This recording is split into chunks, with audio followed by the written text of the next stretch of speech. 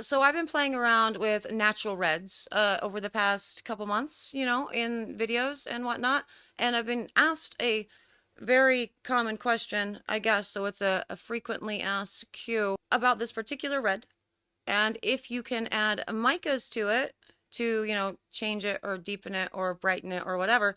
And that's what we are going to show you today while we do summer in December with the pour. And I'll tell you more about all of those things in just a minute. But before I do, hello, I am Mrs. Soap and Clay. Let's make stuff.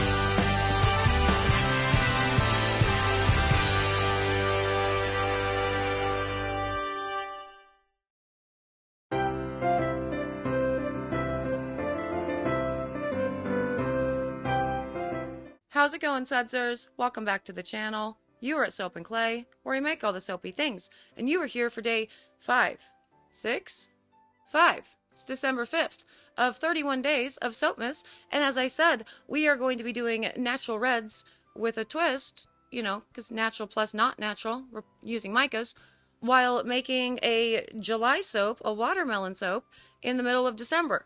And no, it's not old content, and there's actually a couple little things in there that's going to show you that it's not old content, because it's something that I haven't even announced yet or talked about or even filmed or put on video, so we're not going to address it. You're just going to know it when you see it, and then we're going to move along. It's because I'm doing we're at Soap and Clay. I do the big 40% off sale for all the preferred sudsers, and they like to order all the bulk loaves, and someone wanted to do the watermelon soap. So that's why we're making it. But I thought it was a good opportunity to show you in practice what happens when you use that awesome madder root plus rhubarb root infusion that I love so very much to create a natural red. And then you put in some micas and how it changes color. So we're going to talk about that, about the benefits, the pros, the cons, and the things that you should look out for when you are going down this route.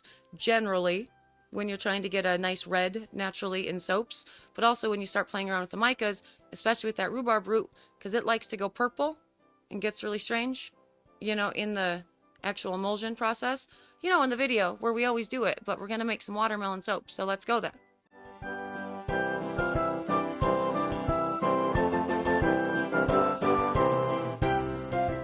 Okay, the weather is weathering, and since I am recording on a piece of crap Blue Yeti, because I won't move the microphone ever, I hope you're not picking it up. Anyway, hi, watermelon. It's summer in December. Super excited about it. We are making a watermelon soap, as I said, for one of the sudsers that placed an order online for a full batch of soap. And so we're doing it here. I think it's kind of fun because most of the time I don't know if the person that is ordering the, custom loaves on the website are actually like sudsers. You know what I mean? Like on like YouTube sudsers, as opposed to just, hi, I'm ordering stuff on your website. I can't tell what that crossover is anymore. And so every once in a while, whenever I can actually put the footage from the custom molds, or soaps rather, on the internets, I will, and it's fun because maybe they got to see their soap actually being made. And that's pretty cool, Anyway, for the watermelon soap, we are going to be doing micas for the top and the bottom, or for the 2 greens. No color whatsoever for the whites, because that's kaolin clay. I don't do anything other than kaolin clay. And the soap, because I used to have a big titanium dioxide kick, but now I'm just lazy and I don't like actually dispersing it and having to deal with the mixy mix of all of it. So my whites are always kaolin clay white. And so the micas that are going into this guy are like maniacal pea and Tahitian teal, I'm pretty sure. And then with the scent, it is a watermelon blend that is not at all a watermelon per se. It has a watermelon from Nature's Garden in it, but I don't find that to be, juicy enough. So I mix it with some other stuff to really just capture the feeling and the season of summer, really. Now look at that. I'm actually taking the stir stick back to the soap. I never do that. Very rarely do I do that. And every time I do, most of the time I definitely want to show you because like, look, I can, clean off the stick twice. It is still me though. I hate that. I hate everything about it. But the green is going to go in, and then we are going to be doing the white layer on top as well as the red and pink layer, which is really why we're here. But for this particular pattern, I decided to go ahead and just do an in the pot swirl and then put it into the mold so we get a lot of variations between the lighter and the darker green color in the finished product.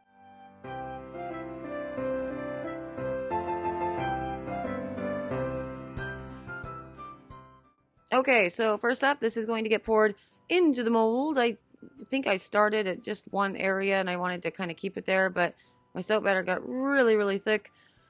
Lots of reasons behind that, really. One of the reasons is the recipe for this particular soap. It is my big bubble blend, and so there's copious amounts of solid oils, coconut and palm.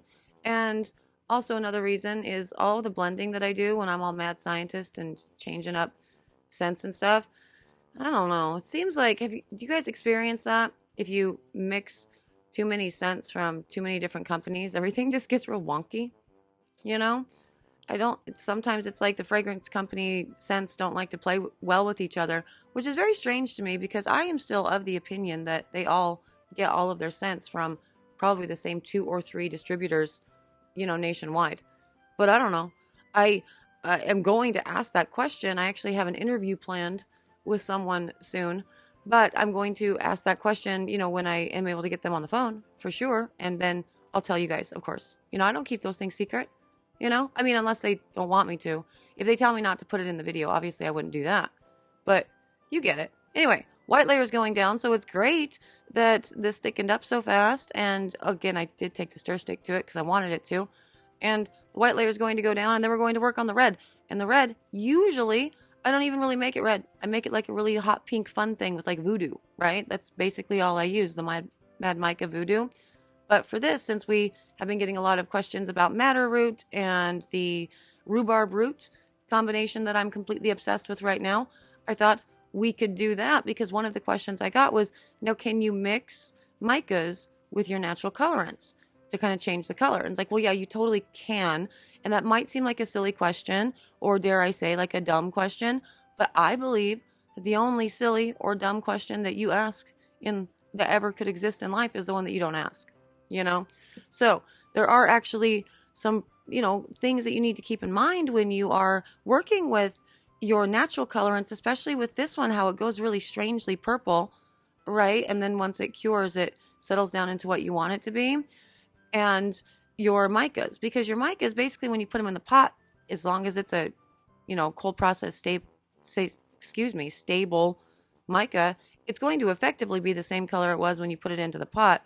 But not so when you're working with these clay infusions, essentially, that are going to do strange things after saponification.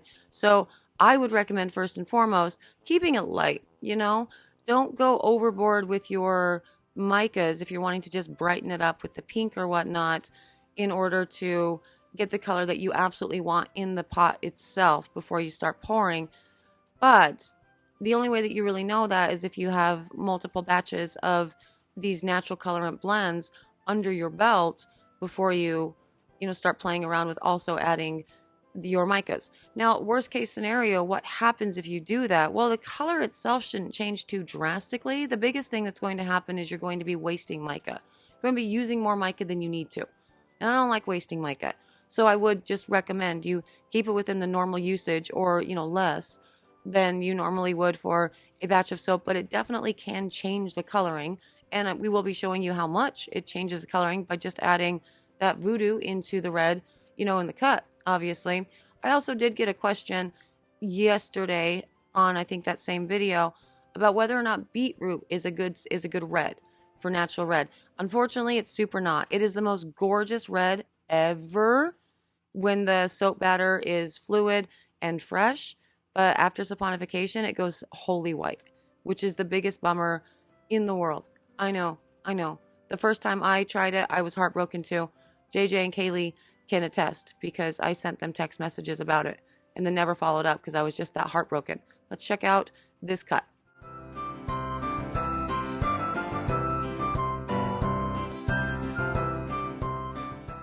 Okay, and onto the cut. And normally I think I would have much more pink than I do green in this particular cut, just looking at that title screen that was going through there.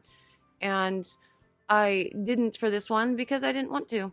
It's the beauty about making these custom loaves or whatever. It's sort of what you're in the mood to do. And I was in the mood for a rind heavy, watermelon, essentially, when I decided on this. So now this did get some soda ash on top. And we will be talking in a few days, I think, about soda ash and how I love to get rid of soda ash, because I have a whole bunch of soaps that had a lot of soda ash, and I know that I filmed, taking it off the way that I usually do, and it's not steaming or rubbing alcohol or all the jazz.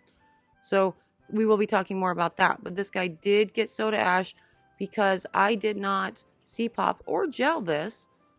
And you can see how beautiful that pink ends up being with the addition of the Voodoo from Mad Mica, with the addition of the mica. So you can go back to the red dish soap, right? And it was definitely a big brick red. It's very dark. It's like the Starbucks cups. And adding that mica in, I would say it was about half of the amount of mica that I used for the madder root and the rhubarb root combined. Definitely pinkened it up. It brightened it up into a lovely watermelon flesh color. I love that. 10 out of 10. And for this particular watermelon, as you can see, I decided to do poppy seeds for the exfoliants. I've done a lot of different things with exfoliants in the watermelon soaps over the years. You can do coffee. It seems a little bit weird to me to do coffee in a watermelon soap, so usually I don't. I also have done melt and pour embeds. I have done soap dough embeds to actually look like teardrop, watermelon seeds. It's ultimately a pain in the butt, and for the most part, this is super cute, especially if you are selling as an exfoliating bar. This is great. It's an easy way to add your exfoliants in with poppy seeds, and a little goes a long way within all of these. I think in total for this 12 bar batch, I put in maybe a tablespoon of poppy seeds. And as you can see, it looks beautiful, just dispersed throughout the entirety of the red. That is one thing that I will say about exfoliants. If you haven't worked with them before, poppy seeds are kind of a heavy exfoliant. So you definitely need to make sure that your soap batter is on the thicker side. So a medium trace to really make sure that it gets mixed in really well and it doesn't all settle just to the bottom of your red layer, so it's just sitting there on top of the white. That would be the only thing that I would recommend when it comes to the actual exfoliation if you decide to put the poppy seeds in, because while it doesn't really matter if all of the exfoliating stuff is at one part of the bar, I suppose, from the look of it, you probably want it distributed throughout, because all the seeds don't exist in one place in a watermelon, do they? Now I'm questioning everything. Maybe they do. I don't know. But those are the watermelon soaps. They're super gorgeous. An easy way to actually brighten it up and make it a little bit more pinky. And you can just work with color theory and play around to make it, a cooler tone or a warmer tone or whatever you can add micas. You're essentially just going to treat your clays, if you're doing natural colorant infusions, like you would any other additive that you put into your soaps, right? So your kaolin clay, the beneficial stuff that you're putting in. So that will also, color. Because madder root has tons of skin benefits that we haven't talked about because we've done that in other videos. So yeah, just treat it like that and use your micas according to packaging instructions, and you can get beautiful soaps. But again, you got to trust the process with some of these natural colorants because they do go very strange on you during saponification. And there it is, an awesome watermelon soap, and one that uses madder root, rhubarb root, and I think Voodoo from Mad Micas to create, the perfect pinky red watermelon color, and it's gorgeous. These soaps are stunning. I loved working with the scent and the design and everything just generally because it is December. It is cold. It is so cold in the soap shop at 4 o'clock in the morning, which is when I get all of these types of, makes in. And it was nice. It felt like, yeah, cool. Summer exists somewhere in Australia. Hello, Australian sudsers. You can rub it in right now that you're having the best summer ever. It's amazing. I know. I get it. I love that for you. But the actual red, pink, whatever, very cool. But I would definitely recommend, as I said in the video, to pay attention to it and really make sure that you have multiple batches of that madder root rhubarb blend or just the rhubarb root under your belt so you know what it does within your soap recipes and how it interacts with your oils before you start playing around with the micas, only because you may end up overusing your micas to get it to the color that you want. Remember, with the rhubarb root, a lot of it is trusting the process that weird purple is going to chill out into a red. And so that would be my only recommendation for that, just generally. But aside from that, yeah, you can totally mix and match with them. All of the color things that you're going to use for your infusion, so your madder root, your rhubarb root, your kaolin clay, your bentonite clay, remember, these are just dry ingredients. You can treat them like clays. And if you're always putting kaolin clay into your soap recipes, for example, and also micas, treat it like that. Just kind of use, that logic to get you through the pores, and you should be great. Don't ever overuse your micas, though, because they're expensive. To the sudger that ordered this, I hope you love your watermelon soap in December. How fun is that? Thank you for ordering that, and thank you to all the other sudsers who ordered some of the watermelon soap, too, that I didn't film. You guys are all awesome. I don't know which one this is going to, or if they even watch the videos, because, as I said, there's a lot of sudsers in different areas of the business, really. But the sudsers that are here, you're not part of the business. You're part of my soapy family. You are, my people, and I appreciate you for being here and being part of my family and my people. Thank you. You exist. You are amazing. You can get through this. I know. It seems like you can't, but you totally can. You have it in you. Just stop it. You're going to be great. You're going to get through this. Your break is coming. I promise. It's soon. Yes. Thank you for being here. Thank you for existing. Thank you for being you. Everybody else, hello. You are here too. Subscribe if you want. That's cool. Soapandclay.com. The sale's over, I think. Or maybe we opened it up to everybody outside of the preferred sudsers. I don't know what we did with that, but you could go check it out if you want. That's fine. There's still time to do shopping before the holiday season. It will get to you by Christmas for the next week or so. I can guarantee that. But other than that, I'm out of here because I have orders to fill and things to do and footage to edit and all of the things because we are doing daily content again. So I got to zoom. But I'll see you all again tomorrow for another round of 31 days of Soapmas. Soapy fun. Bye.